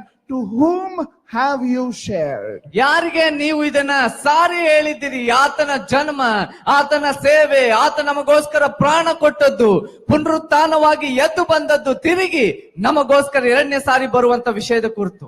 Become an angel to somebody today. ಈ ದಿನ ನೀವು ಇತರರಿಗೆ ಒಬ್ಬ ದೇವದೂತನು, ದೇವದೂತಳು ಈ ದಿನ ನೀವು ಆಗ್ಬೇಕಾಗಿದೆ. Go tell them the good news of Jesus. ಹೋಗಿ ಯೇಸುವಿನ ಶುಭ ಸಂದೇಶವನ್ನ ಜನರಿಗೆ ಹೇಳ್ರಿ. You know, being an angel is not wearing a costume and then wearing those wings and walking around. ಈ ಒಂದು ದೇವದೂತರು ಅಂತ ಹೇಳುವಾಗ ನಾವು ದೇವದೂತರ ಒಂದು ಬಟ್ಟೆಯನ್ನು ಹಾಕಿಕೊಂಡು ರೆಕ್ಕೆಗಳನ್ನ ಕಟ್ಟಿಕೊಳ್ಳುವಂತದ್ದು ದೇವದೂತರಲ್ರಿ. Or being an angel does not mean having a name angel. Angel ಅಂತ ಹೆಸರು ಇಟ್ಟುಕೊಂಡ್ರೆ ಮಾತ್ರ ಆ ದೇವದೂತ ಅಂತ ಅಥವಾ ಅಂತ ಹೇಳಲಿಕ್ಕೆ ಸಾಧ್ಯ ಇಲ್ಲ. You want to be an angel? ನೀವು ಸಹ ದೇವದೂತರಾಗಲು ಬಯಸ್ತೀರಾ?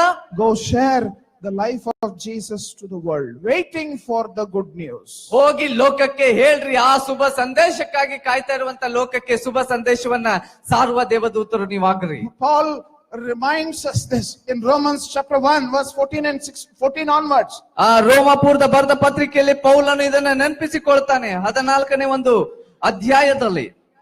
First chapter of Romans and verse 14 onwards. ಮೊದಲನೇ ಅಧ್ಯಾಯ 14ನೇ ವಚನದಿಂದ ನೋಡುವಾಗ, I am under an obligation both to Greeks and to barbarians, both to the wise and to the foolish. So I am eager to preach the gospel to you also who are in Rome.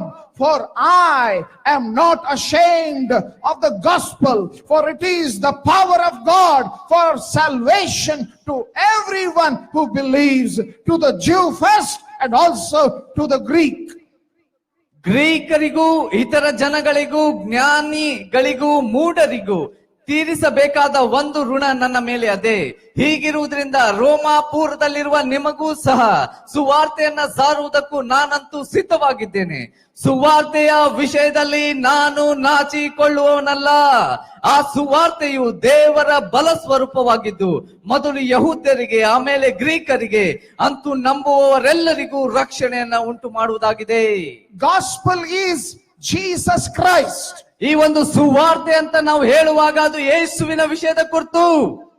And we need to share about Jesus Christ to others. ಅದು ವಿಷಯದ ಕುರಿತು ಯೇಸುವನ್ನ ನಾವು ಇತರರಿಗೆ ಅದನ್ನ ತಿಳಿಸಬೇಕಾಗಿದೆ, ಪರಿಚಯಿಸಬೇಕಾಗಿದೆ. Some people wear the t-shirt, I am not ashamed of the gospel. ಕೆಲವೊಬ್ಬರು ಈ T shirt ಗಳನ್ನ ಹಾಕಿಕೊಳ್ತಾರೆ, ನಾನು ಸುವಾರ್ತೆ ಸಾರುವುದಕ್ಕೆ ನಾಚಿಕೊಳ್ಳುವನಲ್ಲ ಅನ್ನುವಂತ ಟೈಟಲ್ ಇರುವಂತ ಟಿ ಶರ್ಟ್ ಗಳನ್ನ. But we need to hold them and ask them, to how many people did you share the gospel? ಅಂತ ಜನರನ್ನ ಹಿಡಿದು ಕೇಳಬೇಕಾಗಿದೆ, ನೀವು ಹಾಗಾದ್ರೆ ಹಾಕಿಕೊಂಡ್ರಿ ಈ ರೀತಿಯಾಗಿರುವಂತದ್ದು ಎಷ್ಟು ಜನರಿಗೆ ನೀವು ಸುವಾರ್ತೆ ಸಾರಿದ್ರಿ? It is easy to wear costumes, it is easy to wear t-shirts, it is easy to have a name called angel and stuff like that. God is expecting us on this Christmas day that we should be the people who share the good news of Jesus to the world. ಇದು ಬಹಳ ಸರಳ ರೀ. ಈ ರೀತಿಯಾಗಿರುವಂತ ಬಟ್ಟೆಗಳನ್ನು ಹಾಕಿಕೊಳ್ಳುವಂತದ್ದು, ಅಲಂಕಾರ ಮಾಡಿಕೊಳ್ಳುವಂತದ್ದು, ಎಂಜಲ್ ಅಂತ ಹೆಸರಿಟ್ಟುಕೊಳ್ಳುವುದು ಅಥವಾ ಎಂಜಲ್ ಅಂತ ಹೇಳಿ ಅದ ಪೂರ್ತಿ ಆಗಿರುವಂತ ಅಲಂಕಾರ ಮಾಡಿ ನಿಂತುಕೊಳ್ಳುವಂತದ್ದು ಹೌದು. ಆದ್ರೆ ಈ ದಿನ ನೀವು ಈ ಕ್ರಿಸ್ಮಸ್ ಸೀಸನ್ ನಲ್ಲಿ ಯೇಸುವಿಗೆ ವಿಷಯದ ಕುರಿತು ಎಷ್ಟು ಜನರಿಗೆ ಹೇಳ್ತಾ ಇದ್ದೀರಿ? ಅದು ಮುಖ್ಯವಾದ Christmas. So now the angels heard this news. ಈಗ ಈ ಒಂದು ಏಂಜಲ್ ಅವರು The angels proclaimed this news. ಈ ಒಂದು ದೇವದೂತರು ಈ ಒಂದು ಶುಭ ಸಂದೇಶವನ್ನ ಸಾರಿದ್ರು. But now look at verse 15. 15ನೇ ವಚನ ನೋಡ್ರಿ, 2ನೇ ಅಧ್ಯಾಯದ 15ನೇ ವಚನ, Luke chapter 2 verse 15. 15ನೇ ವಚನ. Look at what happens there. ಅದರ ನಂತರ ಏನಾಗ್ತದೆ ಅಲ್ಲಿ ನೋಡ್ರಿ. When the angels went away from them into heaven, the shepherds said to one another, let us go over to Bethlehem and see this thing that has happened, which the Lord has made us known. And they went with haste and found Mary and Joseph and baby lying in a manger. ದೇವದೂತರು ಅವರ ಬಳಿಯಿಂದ ಪರಲೋಕಕ್ಕೆ ಹೊರಟು ಹೋದ ಮೇಲೆ ಆ ಕುರುಬರು, ನಾವು ಈಗಲೇ ಬೆತ್ಲೆಹೇಮಿಗೆ ಹೋಗಿ ಕರ್ತನು ನಮಗೆ ತಿಳಿಪಡಿಸಿದ ಈ ಸಂಗತಿಯನ್ನ ನೋಡೋಣ, ನಡೆಯಿರಿ ಎಂದು ತಮ್ಮ ಒಳಗೆ ಮಾತನಾಡಿಕೊಂಡು ತಟ್ಟನೆ ಹೋಗಿ ಮರಿಯಳನ್ನ ಯೋಸೇಫನನ್ನ ಗೋದಲೆಯಲ್ಲಿ ಮಲಗಿರುವ ಕೂಸನ್ನ ಕಂಡುಕೊಂಡರು. Remember, actually the angels spoke. ಇದನ್ನ ನೆನಪಿಸಿಕೊಳ್ಳ್ರಿ, ಮೊದಲು ಈ ಒಂದು ದೇವದೂತರು ಇಲ್ಲಿ ಹೇಳಿದ್ದಾರೆ. But the shepherds understand that this is the Lord spoke. ಆದ್ರೆ ಅಲ್ಲಿರುವಂತ ಕುರುಬರು ಇದನ್ನ ಅರ್ಥ ಮಾಡಿಕೊಂಡಿದ್ದಾರೆ, ದೇವದೂತ ಅಂತಲ್ಲ, ದೇವರೇ ನನಗೆ ಇದನ್ನ ಹೇಳಿದ್ದಾನೆ ಅನ್ನುವಂತ. Notice that. ಇದನ್ನ ಗಮನಿಸ್ರಿ. They should have said, okay, let us go and see what the angels have spoken. ಅಲ್ಲಿ ಅವರು ಹೇಳ್ತಾ ಇಲ್ಲ, ಈ ದೇವದೂತ ಏನ್ ಹೇಳಿದಾನೆ ಅದಕ್ಕೋಸ್ಕರ ನೋಡೋಣ ಬರ್ರಿ ಇವ್ನು ಹೇಳಿರುವುದನ್ನ. They are telling the Lord has spoken. ಅವರಲ್ಲಿ ಹೇಳ್ತಾ ಇದ್ದಾರೆ, ದೇವರು ನಮಗೆ ಹೇಳಿರುವುದನ್ನ ನೋಡೋಣ ಬನ್ನಿ. You know, God can use you to proclaim His word in the lives of others. ದೇವರು ನಿಮ್ಮ ಜೀವಿತವನ್ನ ಉಪಯೋಗಿಸಿ ಅನೇಕ ಜನರ ಜೀವಿತಕ್ಕೆ ಶುಭ ಸಂದೇಶವನ್ನ ಸಾರುವುದಕ್ಕೂ ಹಂಚುವುದಕ್ಕೂ ಉಪಯೋಗಿಸ್ತಾನೆ. How do they respond? ಹೇಗೆ ಅವರ ಒಂದು ಪ್ರತಿಕ್ರಿಯೆ ಇತ್ತು ಅಲ್ಲಿ? The English translation says they went in haste. ಅವರು ತಟ್ಟನೆ, ಇಂಗ್ಲಿಷ್ ನಲ್ಲಿ ಈ ರೀತಿ ಇದೆ, ಕನ್ನಡದಲ್ಲಿ ಸಹ ನಾವು ನೋಡುವಾಗ ತಟ್ಟನೆ ಬೇಗನೆ ಅವರು ಅಲ್ಲಿಂದ ಹೋಗ್ತಾರೆ. The Lord spoke to them. ದೇವರು ಅವರೊಟ್ಟಿಗೆ ಮಾತನಾಡಿದ್ದಾನೆ. And they did not think, okay, let us sleep for now, it is late. ಈಗ ಯೋಚಿಸೋಣ, ಇರ್ಲಿ ಬಹಳ ಲೇಟ್ ಆಗಿದೆ, we must sleep well. ಈಗ ನಾವು ರಾತ್ರಿ ಇದೆ ಸ್ವಲ್ಪ ಮಲಗಿಕೊಳ್ಳೋಣ. Our health is very important. We have been hard working people, so we must sleep well. ಬಹಳ ಕಷ್ಟಪಟ್ಟು ಪಡುವಂತ ಜನರು, ನಮ್ಮ ಆರೋಗ್ಯ ಬಹಳ ಕಾಳಜಿ ನಾವು ಮಾಡ್ಕೋಬೇಕು. So let us sleep well. ಈಗ ಅದಕ್ಕೋಸ್ಕರ ಚೆನ್ನಾಗಿ ನಿದ್ದೆ ಮಾಡೋಣ ಮೊದಲು. And so let us go tomorrow. ಮುಂಜಾನೆ ಎದ್ದು ನಾವು ನೋಡ್ಲಿಕ್ಕೆ ಹೋಗೋಣ. We have to, all the sheep are there. Who will care for them if we leave all the sheep and run to Bethlehem to look at the baby Jesus? No, we have to manage all the sheep. ಇಲ್ಲಿ ಕುರಿಗಳು ಸಹ ಇದೆ, ಕುರಿಗಳನ್ನ ನಾವು ಬಿಟ್ಟು ಹೋಗ್ಬಿಟ್ರೆ ಈ ಕುರಿಗಳನ್ನ ಕಾಯೋರು ನೋಡೋರು ಯಾರು? ಅದಕ್ಕೋಸ್ಕರನು ಸಹ ನಾವು ಸರಿಪಡಿಸಿ ಯಾರಿಗಾದ್ರೂ ಒಪ್ಪಿಸಿ ಸಹ ಹೋಗ್ಬೇಕು. There is no confusion the way they decided. ಆದ್ರೆ ಇಲ್ಲಿ ಯಾವುದೇ ಒಂದು ಗಲಿಬಿಲಿ ಇಲ್ಲ ಅವರು ಮಾಡಿರುವಂತ ನಿರ್ಧಾರ ವಿಷಯದ ಕುರಿತು ನೋಡುವಾಗ. The Bible says in haste. ಸತ್ಯವೇದ ಹೇಳ್ತದೆ ತಟ್ಟನೆ. They responded in haste. ಅತಿ ಬೇಗನೆ ತಟ್ಟನೆ ಅವರು ಈ ಒಂದು ವಿಷಯಕ್ಕೆ ಅವರು ಪ್ರತಿಕ್ರಿಯೆಯನ್ನು ತೋರಿಸ್ತಾರೆ. They did not delay obedience. ವಿಧೇಯತೆಯನ್ನ ಅವರು ಮುಂದಕ್ಕೆ ಹೂಡುವುದಿಲ್ಲ. Many times when God speaks to you and me, we postpone obedience. Lord, not this month, Lord, next month please. ಅನೇಕ ಸಾರಿ ನಾವುಗಳು ನಮ್ಮ ಜೀವಿತದಲ್ಲಿ ದೇವರು ಮಾತನಾಡುವಾಗ ವಿಧೇಯರಾಗುವುದಕ್ಕಾಗಿ ನಾವು ಒಪ್ಪಿಕೊಳ್ಳದೆ, ಇಲ್ಲ ದೇವರೇ ಈ ದಿನ ಅಲ್ಲ, ಮುಂದೆ ಈ ತಿಂಗಳಲ್ಲ, ಮುಂದಿನ ತಿಂಗಳ ಅಂತ ಹೇಳ್ತೇವೆ, ಮುಂದುವರಿಸ್ತೇವೆ. Lord, I need to get married afterwards all this. ದೇವರೇ ಮೊದಲು ನನಗೆ ಮದುವೆ ಆಗಬೇಕು, ಮದುವೆ ಆದ ನಂತರ ಇವೆಲ್ಲ ವಿಷಯ ದೇವ್ರೆ. Look at the shepherd. ಆದ್ರೆ ಇಲ್ಲಿ ಈ ಒಂದು ಕುರುಬರನ್ನ ನೋಡ್ರಿ, haste. ಅವರು ತಟ್ಟನೆ. No, they left the sheep, they left everything. They wanted to obey.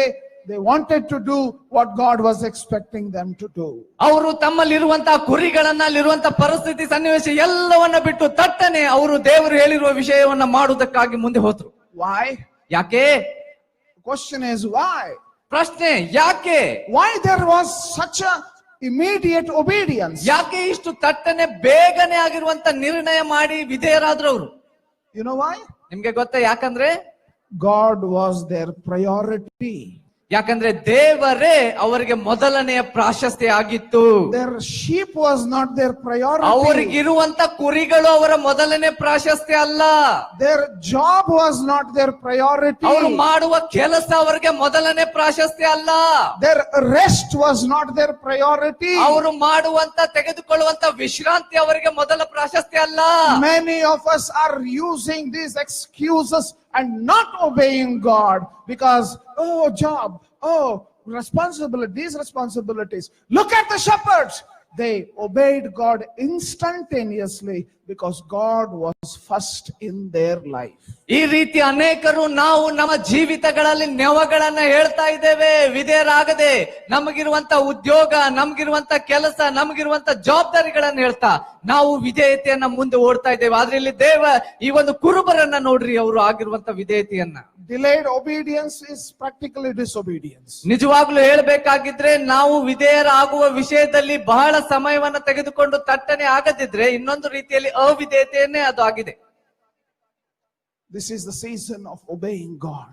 ಈ ಒಂದು ಸೀಸನ್ ದೇವರಿಗೆ ವಿಧೇಯರಾಗುವಂತ This ಸಮಯ. is the season of prioritizing God. ದೇವರಿಗೆ ಮೊದಲ ಪ್ರಾಶಸ್ತ್ಯವನ್ನ ಕೊಡುವಂತ ಸೀಸನ್ ಇದಾಗಿದೆ.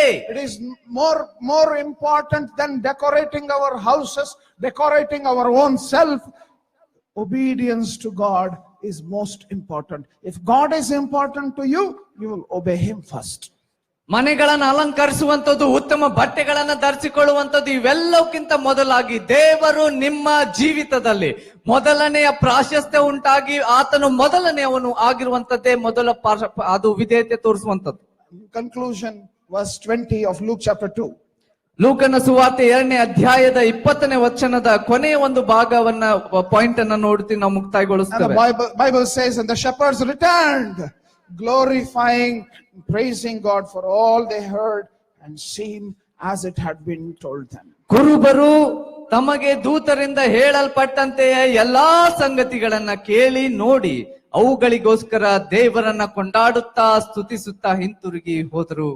The shepherds who came, they went and worshiped and went celebrating the birth of Jesus. ಅಲ್ಲಿ ಕುರುಬರು ಬಂದಂತ ಕುರುಬರು ಅವರು ನೋಡಿ ಅದಕ್ಕೋಸ್ಕರ ವಿಶೇಷವಾಗಿ ಆ ಕೊಂಡಾಟ ಮಾಡ್ತಾ ದೇವರನ್ನ ಸ್ತುತಿಸ್ತಾ ಆ ಒಂದು ಸ್ಥಳದಿಂದ ಹೋಗಿರುವುದನ್ನ ಅಲ್ಲಿ ವಾಕ್ಯದಲ್ಲಿ ನಾವು ನೋಡ್ತೇವೆ. Worship is the highest expression of love.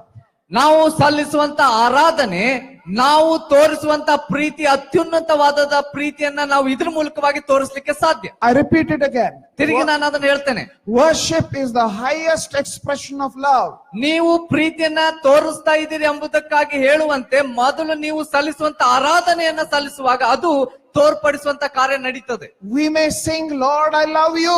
ನಾವು ಆಡ್ಬೋದು, ದೇವರೇ ನಿನ್ನ ನಾವು ಪ್ರೀತಿಸ್ತೇವೆ ಅಂತ ಹೇಳಿ. But if you don't worship Him, ಆದ್ರೆ ನೀವು ಆತನನ್ನ ಆರಾಧಿಸ್ತಾ ಇದ್ರೆ you really don't love Him. ನಿಜವಾಗ್ಲೂ ನೀವು ಆತನನ್ನ ಪ್ರೀತಿಸ್ತಾ ಇಲ್ಲ. And then if there is no sacrifice, ಎಲ್ಲಿ ತ್ಯಾಗ ಅನ್ನುವಂಥದ್ದು ಇರೋದಿಲ್ವೋ there is no worship. ಅಲ್ಲಿ ನಿಜವಾದ ಆರಾಧನೆ ಇರುವುದಿಲ್ಲ. So if they left their sheep, if they left their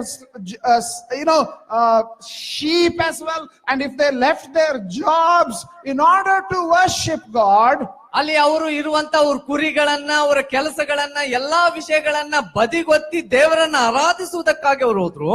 because they loved God. ಯಾಕಂದ್ರೆ ಅವರು ದೇವರನ್ನ ಪ್ರೀತಿಸ್ತಾ ಇದ್ರು ಅದಕ್ಕೋಸ್ಕರ. Hallelujah. Hallelujah. If you are here today, ನೀವು ಇಲ್ಲಿರುವಂತೆ ಈ ದಿನ, if you have come just because it is a ritual, ಇದು ಕೇವಲ ಒಂದು ಸಾಂಪ್ರದಾಯಿಕ ಆಚರಣೆಗೋಸ್ಕರ ಇಲ್ಲಿ ನೀವು ಸೇರಿ ಬಂದಿದ್ರೆ, you think God will be pleased? ಈ ವಿಷಯದಿಂದ ದೇವರು ನಿಮ್ಮ ವಿಷಯದ ಕುರಿತು ಮೆಚ್ಚುಗೆಯನ್ನು ಹೊಂದುತ್ತಾನೆ ಅಂತ ಅನ್ನಿಸ್ತದ ನಿಮ್ಗೆ?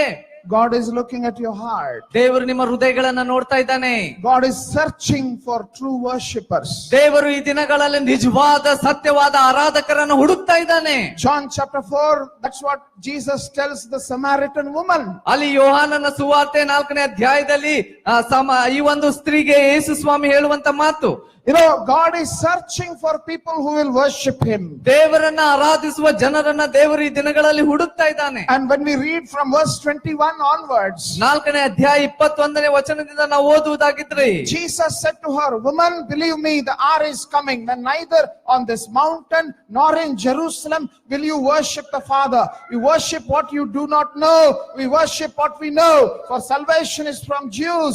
But the hour is coming and is now here when the true worshippers will worship the Father in spirit and in truth. For the Father is seeking such people to worship Him." ಅಮ್ಮ, ನಾನು ಹೇಳುವ ಮಾತನ್ನ ನಂಬು. ಒಂದು ಕಾಲ ಬರುತ್ತದೆ, ಆ ಕಾಲದಲ್ಲಿ ನೀವು ತಂದೆಯನ್ನ ಆರಾಧಿಸಬೇಕಾದ್ರೆ ಈ ಬೆಟ್ಟಕ್ಕೂ ಹೋಗುವುದಿಲ್ಲ, ಯೆರೂಸಲೇಮಿಗೂ ಹೋಗುವುದಿಲ್ಲ. ಬರಬೇಕಾದ ರಕ್ಷಣೆಯು ಯಹೂದ್ಯರೊಳಗಿಂದ ಬರುತ್ತದೆ ಅಷ್ಟೇ. ಆದ್ದರಿಂದ ನಾನು ಅರಿತಿರುವುದನ್ನೇ ಆರಾಧಿಸುವವರಾಗಿದ್ದೇವೆ, ನೀವು ಅರಿಯದೇ ಇರುವಂತದ್ದನ್ನ ಆರಾಧಿಸುವವರು. ಅದಿರ್ಲಿ, ಸತ್ಯ ಭಾವದಿಂದ ದೇವಾರಾಧನೆ ಮಾಡುವವರು ಆತ್ಮೀಯ ರೀತಿಯಲ್ಲಿ ಸತ್ಯಕ್ಕೆ ತಕ್ಕ ಹಾಗೆ ತಂದೆಯನ್ನ ಆರಾಧಿಸುವ ಕಾಲ ಬರುತ್ತದೆ, ಅದು ಈಗಲೇ ಬಂದದೆ. Can He find you as the true worshipper who is worshiping Him in spirit and in truth today? ಈ ದಿನ ಆತನು ನಿಮ್ಮನ್ನ ನೋಡುವುದಾಗಿದ್ದಲ್ಲಿ ನೀವು ಆತನನ್ನ ಆತ್ಮದಿಂದಲೂ ಸತ್ಯದಿಂದಲೂ ಆರಾಧಿಸುವಂತ ವ್ಯಕ್ತಿಯಾಗಿ ಕಾಣಿಸಲ್ಪಡ್ತಾ ಇದ್ದೀರಾ? The words that you sang in the worship today, ಈ ದಿನ ನೀವು ಹಾಡಿರುವಂತ ಹಾಡಿನ ಒಂದು ಪ್ರತಿಯೊಂದು ಶಬ್ದಗಳನ್ನ, when you lifted your hands and worshiped Him today, ಈ ದಿನ ನೀವು ನಿಮ್ಮ ಕೈಗಳನ್ನ ಎತ್ತಿ ಆತನನ್ನ ಆರಾಧಿಸಿರುವಂತೆ, was this an expression of your love to Jesus, or it was just a ritual because the worship leader said lift your hands, so you did that? ಅದು ನಿಜವಾದ ನಿಮ್ಮ ಆರಾಧನೆ, ನಿಮ್ಮ ಪ್ರೀತಿಯನ್ನ ದೇವರಿಗಾಗಿ ನೀವು ತೋರಿಸ್ತಾ ಇದ್ದೀರೋ, ಅಥವಾ ಇಲ್ಲಿ ವರ್ಷಿಪ್ ಆರಾಧನೆ ನಡೆಸುವ ನಾಯಕರು ನಿಮ್ಮ ಕೈಗಳನ್ನ ಎತ್ತಿರಿ ಹಾಡ್ರಿ ಅಂತ ಹೇಳುವಾಗ ಅದರ ಪ್ರತಿಕ್ರಿಯೆಯಾಗಿ ನೀವು ಹಾಡಿದ್ದೀರೋ? We saw the children dance. ಇಲ್ಲಿ ನಾವು ಮಕ್ಕಳ ಒಂದು ಡ್ಯಾನ್ಸ್ ಅನ್ನ ನೋಡಿದ್ವಿ. No, what was the verse? Nacho, ಅದ್ರ ಏನ್ರಿ ಅದ ಹಾಡು? ನಾಚೋ खुशी के साथ ಖುಷಿ ಕೆ ಸಾಥ್ यीशु पैदा हुआ. You know, Jesus is born. Let us dance and worship together. ಯೇಸು ಸ್ವಾಮಿ ಜನ್ಮವನ್ನು ಹೊಂದಿದ್ದಾನೆ, ನಾವು ಅದಕ್ಕೋಸ್ಕರ ಆರಾಧಿಸಿ ಸಂತೋಷದಿಂದ ಉಲ್ಲಾಸದಿಂದ ಡ್ಯಾನ್ಸ್ ಮಾಡೋಣ. That's only for children? ಕೇವಲ ಮಕ್ಕಳು ಮಾತ್ರ ಮಾಡೋದು? What about you? ನಿಮ್ಮ ಬಗ್ಗೆ ಏನು? How much do you love Jesus? ಎಷ್ಟು ನೀವು ಯೇಸುವನ್ನ ಪ್ರೀತಿಸ್ತೀರಾ? How much do you love Jesus? ಎಷ್ಟು ನೀವು ಯೇಸುವನ್ನ ಪ್ರೀತಿಸ್ತೀರಾ? Jesus, the word of God says, God is seeking, God is searching, God is seeking, God is searching. Who will worship me in spirit and in truth? ದೇವರ ವಾಕ್ಯ ಹೇಳ್ತದೆ, ದೇವರು ಹುಡುಕ್ತಾ ಇದ್ದಾನೆ, ದೇವರು ನೋಡ್ತಾ ಇದ್ದಾನೆ, ದೇವರು ಹುಡುಕ್ತಾ ಇದ್ದಾನೆ. ಯಾರು ನನ್ನನ್ನ ಆತ್ಮದಿಂದಲೂ ಸತ್ಯದಿಂದಲೂ ಆರಾಧಿಸ್ತಾ ಇರ್ತಾರೆ ಅನ್ನುವುದನ್ನ. Christmas means many things to many people. Christmas ಅಂತ ನಾವು ಹೇಳುವಾಗ ವಿಭಿನ್ನವಾಗಿ ಬೇರೆ ಬೇರೆಯವರಿಗೆ ಬೇರೆ ಬೇರೆ ರೀತಿಯಲ್ಲಿ ಇರ್ತದೆ.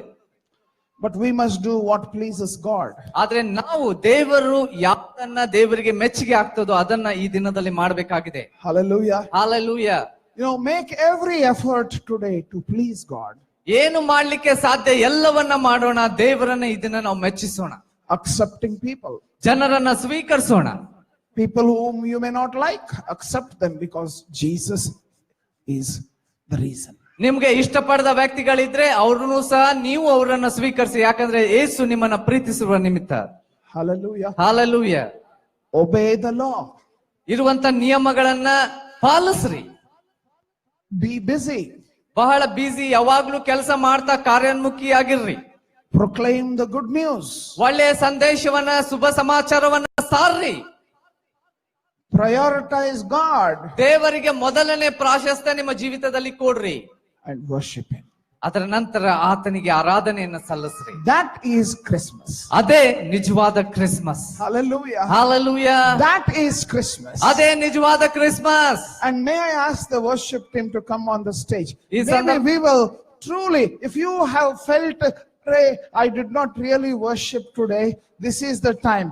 Truly, let the song, maybe one song we will sing and conclude, but then let that song be as if the song was written by you. Okay, don't sing because this worship team is going to sing now. No, sing this song because it is written by you. It is your own song. ಈ ಸಂದರ್ಭದಲ್ಲಿ ನಾವು ದೇವರನ್ನ ಆರಾಧಿಸುವಂತ ಇನ್ನೊಂದು ಸಾರಿ ನಾವು ಆರಾಧಿಸ್ಲಿಕ್ಕೆ ಹೋಗ್ಲಿಕ್ಕಿದ್ದೇವೆ. ಆದ್ರೆ ಇಲ್ಲಿ ಆರಾಧಕರ ಗುಂಪು ಬಂದು ಹಾಡುವಾಗ ಅವರು ಹಾಡಿರುವಂತ ಹಾಡನ್ನಂತಲ್ಲ, ಈ ಹಾಡುವಂತ ಹಾಡು ನಾನು ಸ್ವಂತ ನನ್ನ ಕೈಯಿಂದ ಬರ್ದಿರುವ ನನ್ನ ಸ್ವಂತ ಹಾಡು ಅಂತ ಹೇಳಿ ಅನಿಸಿಕೊಂಡು ಅದನ್ನ ಸ್ವಂತವಾಗಿಸಿಕೊಂಡು ಹಾಡೋಣ. The shepherds worship. ಅಲ್ಲಿರುವಂತ ಕುರುಬರು ಆರಾಧಿಸಿದ್ರು. The wise men worship. ಅಲ್ಲಿರುವಂತ ಜ್ಞಾನಿಗಳು ಮೂಡನ್ ದೇಶದ ಜೋಯಿಸರು ಆರಾಧಿಸಿದ್ರು. The angels worship. ಆ ದೇವ ದೂತರು ಆರಾಧಿಸಿದ್ರು. They loved him, therefore they worship. ಅದಕ್ಕೋಸ್ಕರವೇ ನಾವು They loved Jesus, therefore they worship. ಯೇಸುವನ್ನ ಅವರು ಪ್ರೀತಿಸಿದ್ರು, ಅದಕ್ಕೋಸ್ಕರ ಅವರು ಆರಾಧನೆಯನ್ನ ಸಲ್ಲಿಸಿದ್ರು. So may I request us that as we stand to our feet, forget who you are, forget where you are here now to worship Jesus. ಈಗ ನೀವು ಎಲ್ಲರೂ ದಯಮಾಡಿ ಎದ್ದು ನಿಂತುಕೊಳ್ಳ್ರಿ, ಎಲ್ಲವನ್ನ ನೆನಪಾರಿ, ನೀವು ಯಾರು ಏನು ಎಂಬುದನ್ನ ಸಂಪೂರ್ಣವಾಗಿ ಮರೆತು ದೇವರನ್ನ ಆರಾಧಿಸ್ರಿ. Hallelujah. Let's open our mouth and start praising God. Open your mouth and say, thank you, Jesus. Thank you, Jesus, for coming to this world. Thank you, Jesus, for all that you have done. Thank you, Jesus, for loving me. Thank you, Jesus, for dying for me. Thank you, Jesus, for giving me salvation. Thank you, Jesus, for the new life. Thank you, Jesus. Take time. Let those words be the sincere words of your life. No somebody else's, but it is your own songs. It's your own word. Let us take this time and express how much we love Jesus now. ಈ ಸಂದರ್ಭದಲ್ಲಿ ಬಾಯಿಗಳನ್ನ ತೆರೆದು ದೇವರಿಗೆ ಸ್ತೋತ್ರ ಸಲ್ಲಿಸೋಣ.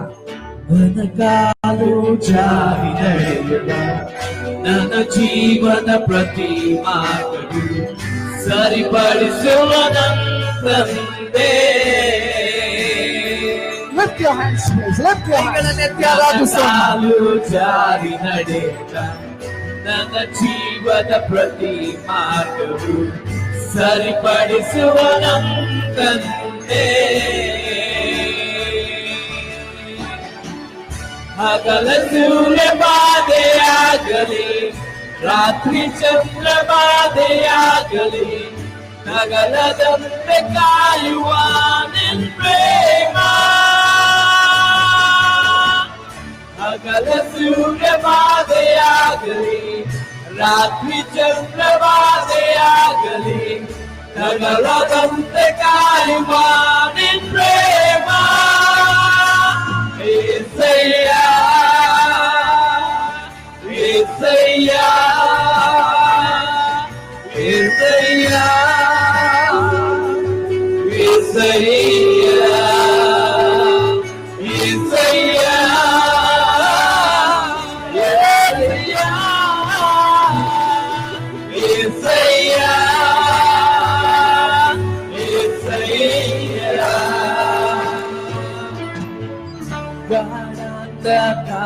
ಕಣಿವೆಯ ನಡೆದ ಪ್ರತಿ ಕಾಲದಿ ಜೊತೆಯಿರುವಾದಂತೆ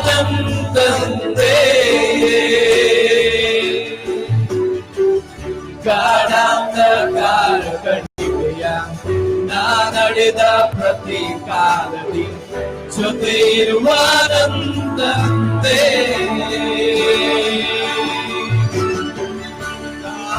ಜನ ಎಡಬಾಲಕ್ಕೆ ಇದ್ದರೂ ಬೀಳಬಾರದು, ಎಡಬಾದೆ ನನ್ನ ಕಾಯುವ